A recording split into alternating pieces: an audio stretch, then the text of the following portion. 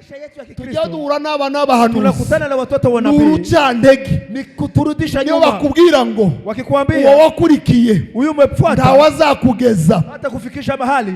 Abantu benshi bari kuva mu mihamagaro, watu wengi kutoka katika mwito barimo baricwa n'abana b'abahanuzi, wanauliwa na watoto wa nabii, bakamubwira ngo ntacyo azakumara, anakuambia hata kusaidia kitu. Ariko Imana yabahuje, Mungu ambaye amewakonekta, irakomeye kuruta amagambo bavuze, kuu kuliko yale maneno. Iyo ujya gukomezanya n'umuntu, unapoendelea na mtu, iyo Samuel atagira Eli, Samueli kama hangekuwa na Eli, kugeraho yagomba kugera, hangefika mahali amefika. Iyo tutemewe kurera, tusipokubali kulelewa, tugeraho tugomba kugera, hatuwezi kufika mahali. Niba Imana yaguje n'umuntu utumva, Mungu akikupandisha, ifite uburyo izamuvugisha, yeye anajua vile atakuongelesha. Nijya yita bitariho, hawezi kuita yale ngaho biriho, kama iko, reka imuvugishe, acha imuongeleshe. Nitinda no kumuvugisha, atapokawa kumuongelesha, utegereze gusa, uendelee kuko ishuri ry'Imana, utasikia sauti ya Mungu, no kudasubizwa n'ukwiga, na kutokujibiwa ni kusoma. Imana iba yagushubije kwitagushubije. Navuzemo ibintu nka bibiri cyane, kuna mambo mawili ambayo natinze ku burere, nimesimama hapo kwa malezi, hanyuma nza no ku murimo dukora, nikakuja kwa kazi ambayo tunafanya. Reka mfundikire ku burere ijambo rimwe. Wacha nimalizie katika malezi. Hari ikibazo gikomeye, kuna shida kabisa, cy'abantu baba mu nzu y'Imana, watu ambao wanakaa katika nyumba batagira n'uburere, ambao hawana malezi. Birya nagiye mbabwira bikorwa bitari byo mu rusengero, yale nimewaambia ambayo yanafanyika si ya halali kanisani, ni kimenyetso cy'uko abantu batarezwe, ni ishara ya kutokulewa. Ariko n'ababivuga, lakini wale ambao wanasema hivyo, ni kimenyetso cy'uko nabo ari batoya mu gakiza, ni ishara ya kuonyesha ni watoto katika malezi. Ubundi buri rugo, katika nyumba rubamo n'ibanga, kuna siri. Uzatinye urugo rutabamo ibanga, uogope nyumba ambayo haina siri. Kambabazi kikintu, wacha niulize neno hili, mwari mwabona umwana wuzuye, mliweza kuona mtoto timamu usohoka hanze akavuga ngo papa na mama barwanye, ambaye ametoka nje na kusema baba na mama wamegombana nyumbani? Kandi abagabo benshi na wazee wengi baracyakucura abagore, wale ambao wanagusa wa mama wakiwapiga. Siko bimeze? Si hivyo? Baracyabaho inkonje, na wale wanawapiga konzi. Ariko nta mwana uzibona mu rugo, lakini hakuna mtoto anakiona hivyo nyumbani. Waje kubona abandi bana bakina, akifika kwa watoto ambao wanacheza naye, waitavuga ngo aramukocoye, aambie sasa baba amemfanya hivi mama. Ifite mushiki wao, ukiwa na dada yako witwara nabi, ambaye hajajichukulia vizuri, ugera hanze, hawezi kufika nje uvuge ngo ayafatanye n'umunyakenya, uanze kusema amechukuliwa na mtu fulani. Hapana. Uzumvira hanze, unayasikia huko, ukababara na unahuzunika, ukamudefanda, na unaanza kumtetea, ukaburana, na unaanza kumtetea vizuri. Eti wanamudanganya. Zaba zamenyekanye cyane, ikijulikana sana, ukavuga ko ari ibiheko yareze, umesema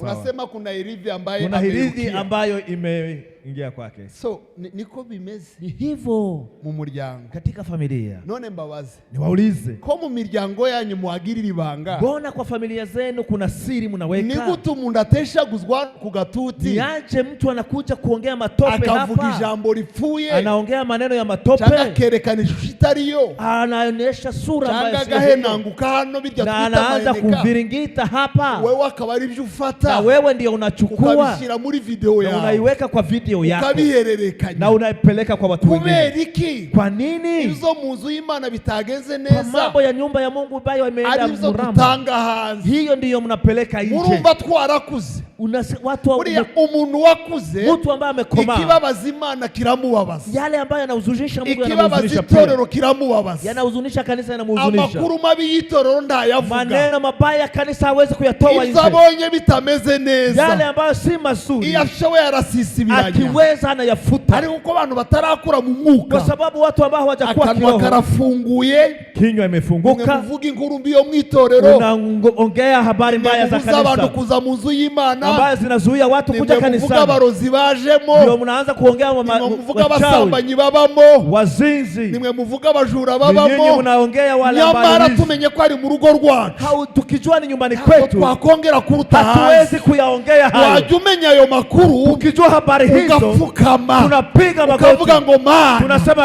Mungu udufashe ndibisohoke, utusaidie yasitoke nje. Urugo rurangwa n'ibanga, nyumba ni siri. Haleluya. Mbwira abantu bacuruza YouTube. Niwaambie watu ambao mnafanya biashara ya YouTube. Mwitonde. Angalisho. Mutazarya ibitaribwa. Usikule yale ambayo hayastahili. Niwumve inkuru y'impuha. Ukisikia habari ya fununu. Ntuzayamamaze. Usiyiweke hadharani. Niwumve inkuru mbitari nziza. Ukisikia habari mbaya. Ntuzaba umutanga amakuru wawe. Usiwe ni wewe wa kupeana habari. Katika nyumba ya Bwana. Naho gufatirwa ibanga. Ni mahali pasiri. Ikibi kirimo. Jambo baya. Ni kituriza. Ni yale anatulilisha. Nicho dusengera. Ni yale tunalilia. Hamagara bingizi. Tukiomba. Wabwire ngo mwene data. Waombeze muombeze. Yagize indege nke. Waambie ndugu nimekuwa tumwitwarire. Twende tukimuombea. Ariko ndituba impamvu. Tusiwe sababu. Yo gusohora abantu mu ruhongore. Kutoa watu katika nyumba. Yo gukura intama mu ruhongore. Ya kutoa kondoo katika zizi. Yo gukura abantu mu nzu y'Imana. Ya kutoa watu katika nyumba ya Bwana. Ibanga. Siri. Chakabiri. Jambo la pili. Na hantu umurimo. Ni mahali pa kazi. Kandi nta muntu udashoboye gukora. Na hakuna mtu hawezi fanya kazi. Umugani w'itaranto.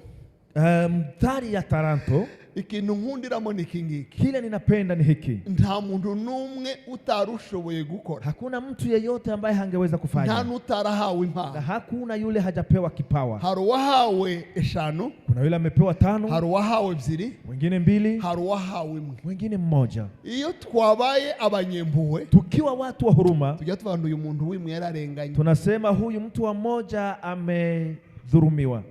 Niyo mpamvu, ndio sababu impano zacu tuzigaya, karama zetu tunazigayiri, tukifuziza abandi, tunatamani za wenyewe. Niyo mpamvu tudakora ibyo dushoboye, ndio sababu hatufanye kile tunaweza, tugashaka gukora ibyo abandi bakora, tunafanya yale wengine wanafanya. Buri yuriya muntu wawe taranti imwe, yule ambaye amepewa taranto moja, mu makuru nyayo, katika habari yenyewe, taranti imwe, taranto moja yanganaga ni kama na madenari 6,000, na denario 6,000. kandi tena idenario rimwe, denario moja wari umushahara w'umuntu, ilikuwa mshahara wa mtu. Muribuka abantu umuntu yashize mu murima, tunakumbuka wale watu walikuwa wakienda shambani, munkorere wamufanyie kazi. Bamwe batangira mu gitondo, wengine wakaanza asubuhi, abandi saa 3, wengine saa 3, abandi saa 5, wengine saa 5, abandi saa 7, wengine saa 7, abandi saa 9, wengine saa 9, abandi saa 11, wengine saa 11. Agiye kubahemba, alipowalipa buri muntu amwezi denario rimwe, kila mtu ni denario moja. Bivuga ngo inamaanisha wao taranti imwe, yule amepewa taranto moja, yao madenario amepewa denario 6,000, amadenario 6,000, denario 6,000 ni umushahara, ni mshahara w'imyaka irenga 20, ya miaka karibu 20. So umuntu aguhaye umushahara w'imyaka 20, mtu akikupea mshahara wa miaka 20, wovuga ngo wararenganye, umesema wewe umedhulumiwa. Ariko aricho namenye, lakini nimejua hiki, Imana ndizinganya abantu, Mungu hawezi kughairi watu.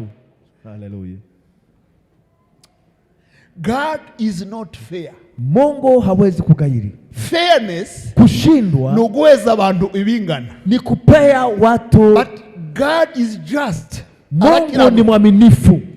Cyo mucyumve, sikizeni, ntabwo aduha ibingana. Mungu hatupatie ambaye yana, ariko aduha twese bidukwiriye, lakini anapea kila mtu yanayomstahili. Impano yaguhaye nizo zigukwiriye, karama amayekupa hiyo ndio inakustahili. Ndishobora kuguha impano irenze ubushobozi bwawe, hawezi kukupatia karama zaidi ya uwezo wako. Uno munsi mfite umwana w'imyaka 19, nikiwa nina mtoto wa miaka 19, tena umwana w'imyaka 5, nina mtoto wa miaka 5. Ngiye kubanganya, ninapowalinganisha, uwi-19 agira imodoka, 19 ana gari, n'uwi-5 namuha imodoka, na ule wa miaka 5 ni lazima nimpe gari. Inasema nini? Biravuze ngo, inasema hivi, iriya modoka mayi umwana w'imyaka 5, gari hiyo ya mtoto wa miaka 5 bamuhaye isanduku rizamwisha, ninampatia sanduku la kumuua. So ari Imana itaguha, kuna karama Mungu hajakupea, kubera yuko udashoboye kuzikora, kwa sababu haiwezi kumentor. Nyurwa nico yaguhaye, chukua kile amekupatia, ufurahie katika mambo ya Bwana. Kuba amepatia wamoja kuba na wengine kuwa, usifuze kumera ngawe, usitafute kuwa kama fulani, uzi mpamvu ameze ngawe, ujui amekuwa na mnagii, utamera ngawe, usipokuwa kama yeye uzamera ngawe, hakuna mwingine atakuwa kama wewe, utaba wowe, usipokuwa wewe, wundi wowe uzabaho, hakuna mwingine wewe utakuwa. Ihanganube wewe kuwa wewe, kugira ngo ukore ngawe, ili ufanye kama wewe.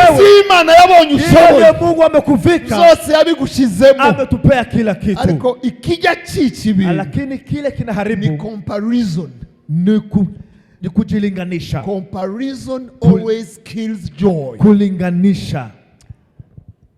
Iyo bona rimeze nka runaka, ingekuwa mimi nikuwe kama fulani. Niyo ndwara abantu benshi barwaye. Watu wengi wana ugonjwa hii. Uziko kera abantu b'abacuraguzi, zamani watu walikuwa ni watu wa mahirizi. Kutabona inka zabo ko ari nziza. Hawakuona ngombe zao ni nzuri, bakabona iz'abana. Wanaona ngombe za wenyewe. Nutangira kuona iby'abana ari byo byiza. Ukianza kuona mambo ya mwingine ni mzuri, uzamenye yuko watangiye gucisha uburozi. Ujue kama wewe umeanza kuwa mchawi. Ahubwo iga gushima Imana yaguhaye. Lazima ufurahie kila Mungu amekupea. Iga gushima Imana yakugize. Furahie kila Mungu amekufanya. Izakukora mu mpano yako. Katika karama yako. Ni wewe. Ni wewe. Haundi wewe uzaba wewe. Hakuna mwingine wewe atakuwa wewe. Hija yawe ndi haba wewe. Nyuma yako hakuna mwingine wewe. wewe. Haba bandi. Hakuna wengine. Ariko Imana ikuzi. Lakini Mungu ambaye yakugize wewe. Amekufanya wewe. Izagukoresha ngawe. Atakufanya kama wewe. Uzakora ibikomeye. Uzagera kure. Utafika mbali. Ariko nuba wewe. Kwa kuwa ni wewe. Ikomera amasi kubera kuwe. Makofi kwa sababu ni wewe. Hallelujah. Mvuye ku nyigisho. Nimetoka katika mafunzo ya mu gitondo ya asubuhi. Reka mvuge ku burere bwo mu mwuka. Acha niseme katika malezi ya kiroho.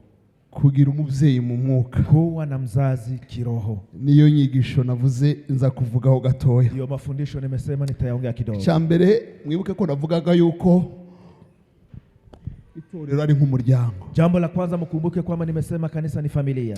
Muri buri muryango, katika familia yoyote haba abavyeyi, kuna wazazi.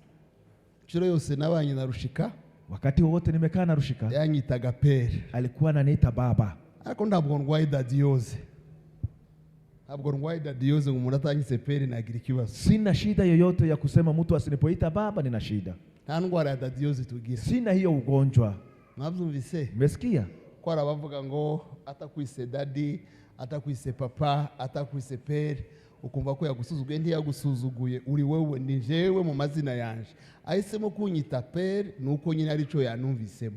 Akiamua kuniita baba amejihisi kuniita baba.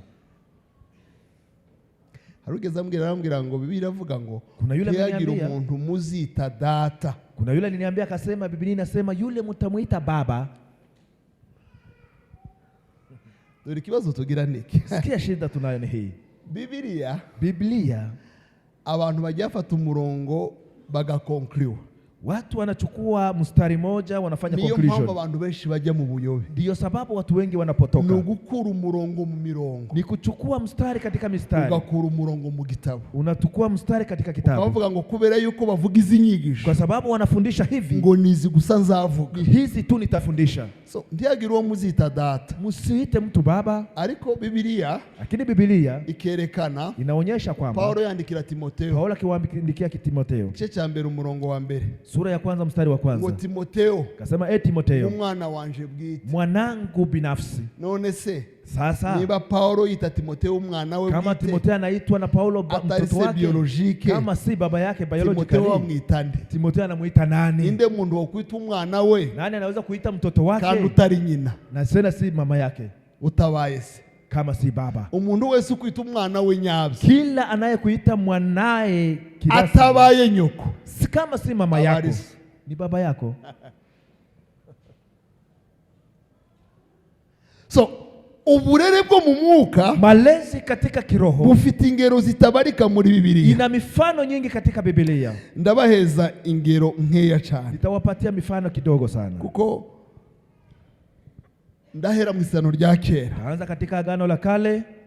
Kumwibuke ndavuga ngo ibindi 9 umubyeyi wo mu mwuka agomba gukorera umwana we kugira ngo akure agire ku rwego. Mambo 9 ambaye baba wa kiroho anastahili kumfanyia mtotoe ili akue. Iyo utabikorewe, usipofanyiwa hivyo, ukomeza kuba umwana. Unaendelea kuwa mtoto. Kandi Paulo yavuze ngo, na Paulo akasema hivi, kiri umwana. Ningali mtoto. Navugaga nk'umwana. Niliongea kama mtoto. Ngatekereza nk'umwana. Nafikiri kama mtoto. Nkareba nk'umwana. Naangalia kama mtoto. Ngakora nk'umwana. Natenda kama mtoto. Ariko maze gukura. Nilipokuwa. Bonaretse iby'abana. Nimeacha ya utoto. Yakujijwe niki? Amekuwa kwa nini? N'umubyeyi. Na mzazi. Biblia igaragaza abantu babaye ababyeyi baba. Inaonyesha wale walikuwa wazazi wa wengine. Urugero rwa mbere. Mfano wa kwanza. Mose. Musa. Na Yoshua. Na Yoshua. Mose yabaye umuvyeyi wa Yoshua. Musa alikuwa mzazi wa Yoshua. Aramurera, akamlea, akorana nawe, akafanya na yeye, agakora ibintu byose. alikuwa akifanya mambo yote. Yoshua reba, Yoshua akiangalia. Umunsi siku Mose arangiza, Musa alipoondoka, gahunda Imana yayikoze. Mungu akafanya ratiba hiyo. Biblia irambwira ngo, Biblia inaniambia hivi, Imana igeze mu Banyisiraheli, Mungu alipofika kwa Israeli, itangazo ryo kubika, akaleta tangazo ya kifo. Ariko nkunda Imana, napenda Mungu. Izijyana umuntu ikaza no kumubika. Anapeleka mtu mutangazia kifo. Iyo umuntu bamugize ikigirwamana, mtu akimfanya Mungu, Imana igitanga itangazo ryo kumubika. Mungu anatoa tangazo la kifo. Imana iravuga ngo, Mungu akasema hivi, umugaragu wanje Mose yarapfuye, mtumishi wangu Musa alikufa. Iyo si itangazo ryo kubika, hilo ni tangazo la kifo. Abantu batangira kurira, watu wakaanza kulia. Bari bazi ngo ni kurya asanzwe agenda gatinda, walikuwa wanajua ni vile nakawa, ntibari bazi yuko yagiye ubutazagaruka, hawakujua anaenda bila kurudi. Arababwira ngo kuva none, akawaambia kuanzia leo, icyambere mukomeze, muendelee. Icya kabiri, jambo la pili, Yoshua mwene Nuni. Yoshua mwana wa Nuni. Biblia iravuga ngo, Biblia inasema hivi, Yoshua mwene Nuni, Yoshua mwana wa Nuni, ngo yari yuzuye umwuka w'ubwenge, alikuwa na roho ya hekima, ngo kubera yuko kwa sababu Mose yamurambuye ikiganza, Musa alimnyoshea mkono, Abanyisraeli baramwubaha, Waisraeli wakamtii, bakora ibyo yababwiye, akatenda yale aliwaambia. Kubera iki? Kwa sababu gani? Kubera ikiganza cha kwa sababu ya mkono wa Musa. Musa yatoje Yoshua, alimfunza Joshua. Mose agikora, alifanya kazi, na waruzi Yoshua, hakuwa mtu alikuwa anajua Yoshua, nyuma, alikuwa nyuma huko. Niyo mpamvu, ndio sababu umunsi Imana itanga itangazo rya Mose, siku Mungu alitoa tangazo la kifo ya Musa, Yoshua yagize ubwoba. Joshua alikuwa na uofu, yarazi Mose, alikuwa anamjua Musa. Niba hari ikintu cyari kigoye, kama kuna kitu kilikuwa la ajabu, gusimbura Mose, ni kumrithi Musa. Yagiraga ibintu bitatu abandi bose batagira. Alikuwa na mambo matatu ya ajabu. Icyambere, jambo la kwanza, Musa niwe waruzi Imana, yeye ndiye alikuwa anajua Mungu, niwe wavuganaga nayo, yeye ndiye alikuwa anaongea na Mungu. Yavayo, akitoka akaza akabayitangaza, anawaletea ujumbe. Yoshua yabonaga Mose agiye guhura n'Imana, akiona Musa kukutana na Mungu, akamwescortinga avuyeyo, alikuwa akimuescort akitoka huko. kavuga ni avuyeyo ndamubonye, akasema natoka huko na muona, huyu yaraje ni mumwitege, ndio huyu mkaribie. Nico yakoraga gusa, hiyo ndio ilikuwa kazi yake. Icyakabiri kiranga Mose, jambo la pili ilikuwa inaonekana Musa, niwe wagaburiraga Abanyisraeli, yeye alikuwa anapea Waisraeli chakula. Amakuru ya manu, habari ya manu, nta undi Imana yigeze yabwira, hakuna mtu mwingine alijua habari hiyo. Umunsi batakira Imana, siku walipomlilia Mungu, baravuga ngo twibutse ibiryo byo mu Egiputa, wakasema tumekumbuka chakula ya Misri, twibutse ukuntu twari tubayeho, tunakumbuka vile tulikuwa tunaishi, tukirya inyama, tukikula nyama, tukirya ibitunguru, tukikula vitunguu. Ariko none, lakini sasa ntakintu tubona, hakuna kitu tunaona. Imana imanura mana, Mungu akaleta mana. So Musa ni waruza makuru ya mana, yeye alikuwa anajua habari ya mana, bari bazi stoke yahiba, hawakuwa wanajua stoke iko wapi. Gatatu, jambo la tatu, bamaze kwambuka inyanja itukura, walipovuka bahari ya Shamu, bageze ku mazi, walipofika kwa maji, banyotewe, walikuwa na kiu, bari mu butayu, wakiwa katika jangwani, bazi ngo baranywa, wakakunywa, basomye basanga arashari, walipokunywa maji wakachukua Imana ibwira Mose ngo, Mungu akamwambia Musa, ururi ari ya mazi uyakure wende uweze kutengeneza maji isikuwe. Yoshua ndiye yari yarakoze ibyo bintu. Yoshua hakujafanya hayo. Icyakane, jambo la nne, Mose ni waruzaho abana b'Isirayeli bagomba kujya. Musa alikuwa anajua mahali wanaenda, niwe Imana yari yarabwiye igihugu cy'isezerano, yeye alikuwa ameambiwa nchi ya ahadi. Ariko Imana iramubwira ngo, akamwambia hivi, ngwino, kuja. hanyuma ibwira Yoshua ngo, mwambia Yoshua, komera ushikame, imarika, ni wewe uzatuma, wewe ni utafanya ubwoko bwanje bwinjira mu gihugu, taifa langu kuingia katika urezi. Cyatumye Yoshua bishobora, kilichosababisha Joshua wewe, ntabwo imbaraga zari zimuriho, si nguvu ambaye kwa nazo. yatubwiye ngo ni ikiganza Mose yamushize, tuambia ni mkono wa Musa aliyemnyoshea. Iyo dutoza abantu, kiwafunza watu, tubarambura ibiganza, tunawanyosha mikono. Iyo tubimitse n'amavuta, tuwapea mafuta, gukora ibyo tutakora, wanaweza kufanya kazi zaidi yetu. Ibyo Yoshua yakoze, yale Yoshua alifanya, Mose ndiyashoboraga kubikora, Musa hangeweza kufanya, kuko ntiyigeze yambutsa ubwoko, hakufukisha taifa. yamaze hafi imyaka 40 mu butayu, amemaliza miaka karibu 40. Ariko Yoshua watojwe, lakini Yoshua ambaye amefunzwa, kubera yuko yarezwe na Mose, kwa sababu amelelewa na Musa, agira umwuka wa Mose, akawa na roho ya Musa, agira n'umwuka w'Imana, na roho ya Mungu juu yake, agira n'ubwenge bwa Mose, akawa na hekima ya Musa, agira n'ubwenge bw'Imana, na hekima ya Mungu pia. Yakoze ibyo Mose atashoboraga gukora, alifanya zaidi ya Musa. Iyo twarezwe, tunapolelewa, dukora ibirenze iby'abatureze, tunafanya zaidi ya wale ambao watu. Reka dukomere Imana yacu. Bwana Yesu makofi mazuri. iyo twarezwe, tunapolelewa. bisobanura ye papa ya murezi, baba yangu alikuwa mlezi, yari umwarimu primaire, directeur wa primaire, niyo niveau yiwe. Alikuwa mwalimu wa primary school na director.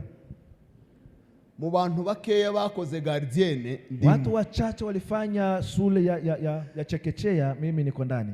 Aho twabaga mchara, mahali tulikuwa huko Ushago. Ariko gardienne nakoze, lakini hiyo chekechea nimefanya. Nta wayikoraga, hakuna mwenye alikuwa na. Jewe nayikoreraga mu rugo. Mimi nilikuwa nikifanya nyumbani kwetu. Mfite imyaka 4. Nilikuwa na miaka 4. Nibwo natangiye kwandika. Nilianza kuandika. Amakara yose akandika. Makani kaandikisha makara. Sivyo? Sini hivyo. Imbaho tukazandikaho na makara. Kwa tukaandika kwa mbao na makara. Tukajya kwandika mu nzira hariya. Kuandika katika njia. Bakakubwira kwandika. Unakuambia kuandika. Kubera yuko papa yarantozaga. Baba alikuwa anakinifundisha. Kandi inzozi yagiraga. Na alikuwa na maono. Warubwira ngo nziga amashuri atize. Ilikuwa ni nisome masomo ile data yagiye kwiga kuze cyane. Baba alisoma akiwa mkubwa. Afite imyaka irenga 20 nibwo yagiye muri miaka zaidi ya 20 ndiye ameanza primary. Ariko njewe natangiye mfite imyaka 4. Lakini mimi nilianza na miaka 4. No arantoza. Akanifunza. Kubera yuko yantoje. Ile amenifunza. Niza amashuri atize. Mimi nimesoma masomo zaidi ya yagiye naratangiye doktora.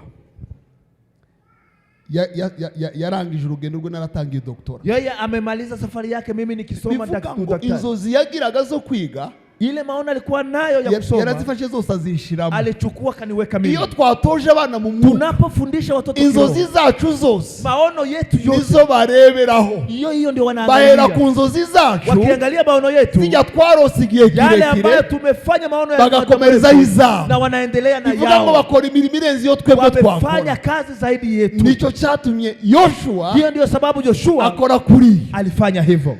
Elisa na Elia. Elisa yari umwana wa Elia, alikuwa mtoto wa Elia. Umunsi ahura na Elia, wakati wamekutana na Elia. Ariko nkunda umuhuro wabo wa mbere. Mimi ninapenda vile wamekutana mara ya kwanza. Yakuyemo umwitero Elia, alitoa vazi lake, ngo arawufatara umunagi, akamtupia. Tiyagirisha mubwira, hakuongea neno. Umunyabwenge witwa Elisa, mwenye hekima anaitwa Elisa, yuko iyo umuntu agutereye umwitero, akajua ya kwamba mtu akikupatia vazi lake, abakubwiye ngo ukurikire, anamwambia nifuate. Dore ikintu yamubwiye, amemwambia hivi, aramubwira ngo mfasha, akamwambia saidia, nje gusezera data, niende nimuage baba, nje guhobera mama, na kusalimia mama, mbone kugukurikira, ili nikufuate. Elia aramubwira ngo, Elia akamwambia haricho ngutwaye, kuna shida. Ahita asubirayo, akarudi. Ico yakoze, kile amefanya, yagiraga inkazi wao, alikuwa na ngombe zao, yari umworozi, alikuwa mfugaji. Aborozi bazaba bashumba beza, wafugaji wanakuwa watu wazuri. Ngo afata zanga, akachukua ngombe hizo, arazibaga, akachinja. No kuvuga ngo wari umugabane we, ilikuwa ni sehemu yake. Atumira abajama, akaita wenzake, akora nyama choma, akachoma nyama. Akora nyama choma, akachoma nyama. Ngo afata ibikingizo cyangwa imyembezo, akachukua vikingi, abarizagira inkwi, hizo nizo zimekuwa kuni. Hanyuma hamagara abantu, akaita watu, arababwira ngo nimuze muje, akawaambia mkuje mkule. Biblia irambwira ngo, Biblia inaniambia hivi, uwo munsi, tangu siku hiyo, wakurikira Elia, akamfuata Elia, akajya mukorera, akaanza kumtumikia. Icyari kumusubizayo, kile kingemrudisha, yaramaze kugikurayo, alikuwa ameondoa. Imbamba abantu benshi batakomeye, sababu watu wengi nuko hari ibyo batabaza, kuna yale wameacha, ibyo utabaza, yale hawajachinja, nibyo biza bigusubizaho wavuye. Hayo inarudishwa na kurudisha nyuma. Abantu baravuga ngo barakijijwe, wasema umeokoka, ariko bafite ibyo batabaza, lakini hawajachinja za bintu utabaza, yale ambao hawajachinja, baba jamu utaseze, wale wa jamaa hawajaaga, utaseze, ile familia haujaaga, nibo batumusubirayo, wale kufanya urudi. Yesu aravuga ngo, Yesu akasema, nta muntu wose ufite isuka, hakuna mtu ambaye ana jembe ngo usubira inyuma, ambaye anarudi nyuma, ukwiriye ubwami bw'Imana, ambaye anafaa ufalme wa Mungu, ngo ukwiriye ubwami bw'Imana, ambaye anafaa ufalme wa Mungu, agomba kumara amazi. Ni lazima awe jasiri. Elisa amaze gukurikira Elia, Elisa alipomfuata Elia, yahuye n'ibigeragezo bitandukanye, amekumbana na shida tofauti, yanahuye n'urucantege, alikumbana na wale ambao wamemrudisha. Ibintu nka bitatu yahuye nabyo, mambo matatu ambayo amekumbana nayo. Icyambere, jambo la kwanza, yasanze Elia agira umuco wo gutabakozi. Amekuwa pata Elia akiwa na hiyo desturi ya kuacha wafanyakazi, akaza kuishagenda. Yagiraga umuco, yagiraga ingeso, alikuwa na tabia yo gutabakozi, ya kuacha wafanyakazi. Akamubwira ngo sigara handagi, anamwambia baki hapa ninaenda. Aha, yamukwepa, anamkwepa. Ikigeragezo cha kabiri, Jambo la pili, ahura n'abahanuzi. Alipata wana wa manabii. Wana wa manabii niwe buzuye hanze hanga. Ndio wako hapa nje wengi. Yari abahanuzi bakomeye. Hakuna manabii wanabahanuzi. Kuna watoto wa manabii. Bavuga. Ambao wanaongea sana. Hari ibyo bareba. Kuna yale wanaangalia. Ariko hari ibyo batareba. Kuna yale hawaoni. Bazamenya ko Eliya agiye kugenda. Wamejua kama Eliya anaenda. Ariko ntibazamenya ko Elisa agiye kugabana. Lakini hawajui kama Elisa anaenda. Bazamenya yuko hari icyo utakaje. Bajamenya ko hari icyo utakaje. Wanajua kama kuna kile umepoteza. Ariko ntibajamenya icyo ugiye kubona. Lakini hawajui kile utapokea. Baramubwira ngo akamwambia hivi. Shobuja agiye kugukurwaho.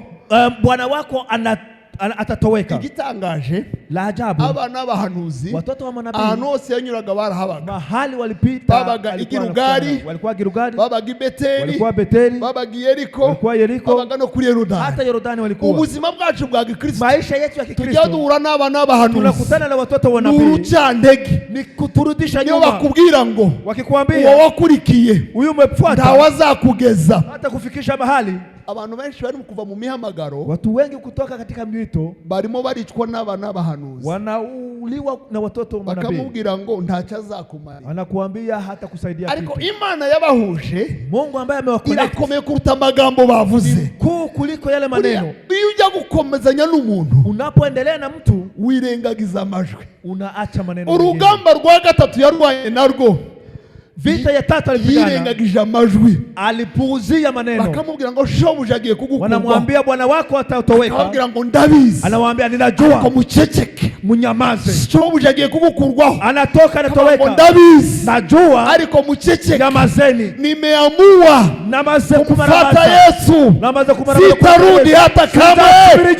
Baba na mama wakiniacha, mimi sirudi nyuma, nasonga mbele, naona msalaba mbele, dunia nyuma. Atangira kuririmba iyo akaanza kuimba nyimbo hiyo, muceceke, akisema nyamazeni. Ni ibiki nini wananiwe gucecekesha, ambayo umenyamazisha? na yahe majwi, masauti gani akubuza kuryama, imekufanya usilale? Uri mu rugendo watangiye, uko katika safari, harahugeze, kuna mahali umefika, harutaho wavuye, kuna mahali unatoka, ariko hari amajwi akubwira ngo kuna wale wanakuambia ntawuzagera, hautafika mahali, nta gihugu uzajyamo, hautafika katika nchi, nta juru ugiyemo, hautaenda mbingu, nta rushaka uzabona, hautaona Bwana. Nagira ngo nkubwire ngo acha nikwambie, wige gucecekesha amajwi, ujifunze kunyamazisha masauti. Umutoza mu mwuka, ukiwa na mwalimu katika kiroho, gucecekesha amajwi, anakuambia kunyamazisha maneno. Eliya ntigeze amuhereza isomo. Eliya hajageuza, ariko yabonye uburyo Eliya yacecekeshaga amajwi. Aliona vile Eliya alikuwa na nyamazisha, Yezebeli n'abandi Yezebeli na wengine.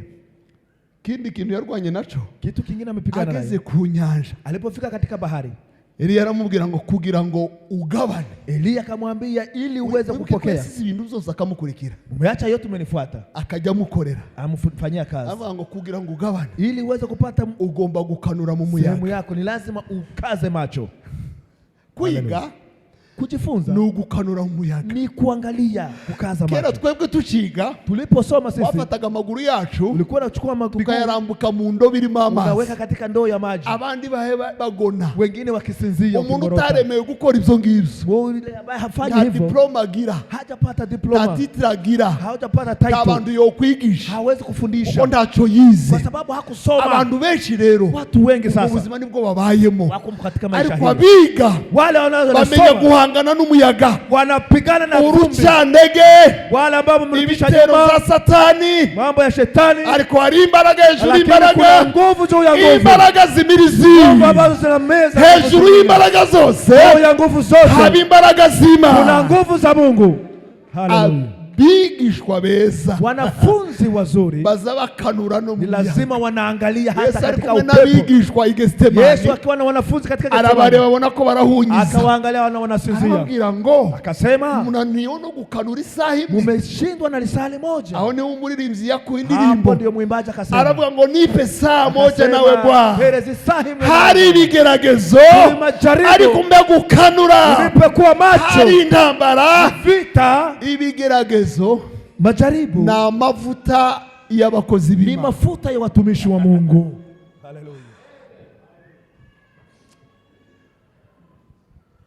No komeza nkavuga abantu ninaweza kuendelea kusema watu na wazazi wake. Nobabwira Samueli na Eli. Naweza kuambia Samueli na Eli. Eli yabaye papa wa Samueli mu mwuka. Eli amekuwa mzazi wa Samueli kandi aramurera na akamlea kabisa.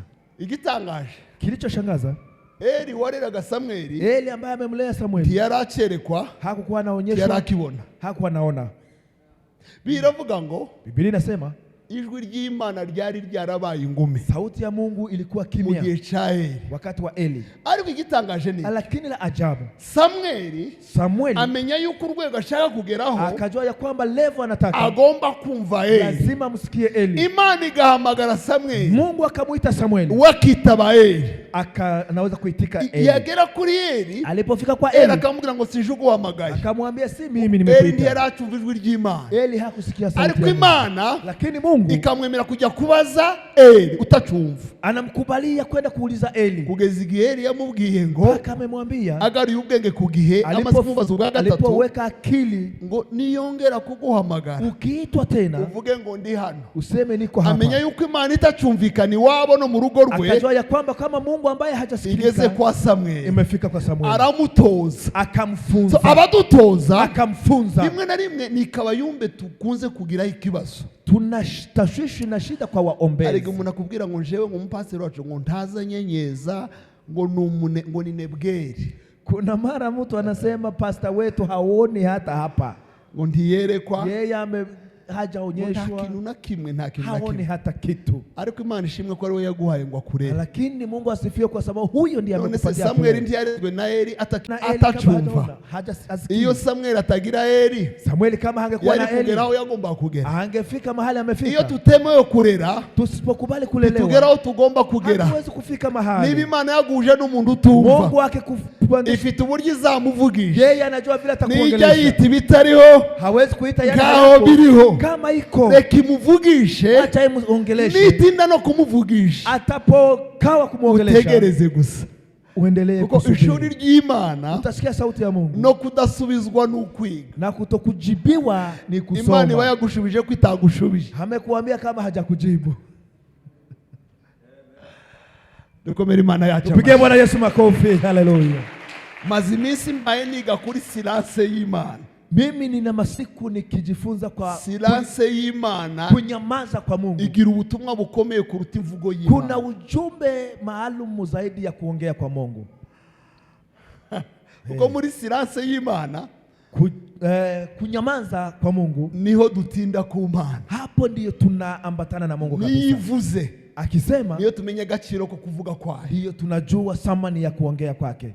Mvuge bande, niseme nani? Samueli ubwe watojwe na Eli. Samueli ambaye amefunzwa na Eli, niwe watoje Dawidi. Yeye ndiye amefunza Dawidi. Mwibuke Dawidi mpaye mvuga. Kumbuka Dawidi nimesema, ni wa muntu, ni yule wavuye mu ntama abana n'Imana, ametoka huko kondoni. Imana yaramufashaga akica indubu n'intare, Mungu akamsaidia akaua dubu na Samueli ndiye yarabishoboye. Hayo Samueli hayawezi. Ariko kugira ngo abe umwami wa Israeli, ili awe mfalme wa Israeli, yarakeneye Samueli. Alikuwa anahitaji Samueli. Na nyuma yo gutsinda Goliath, na baada ya kumshinda Goliath, yarakeneye Samueli.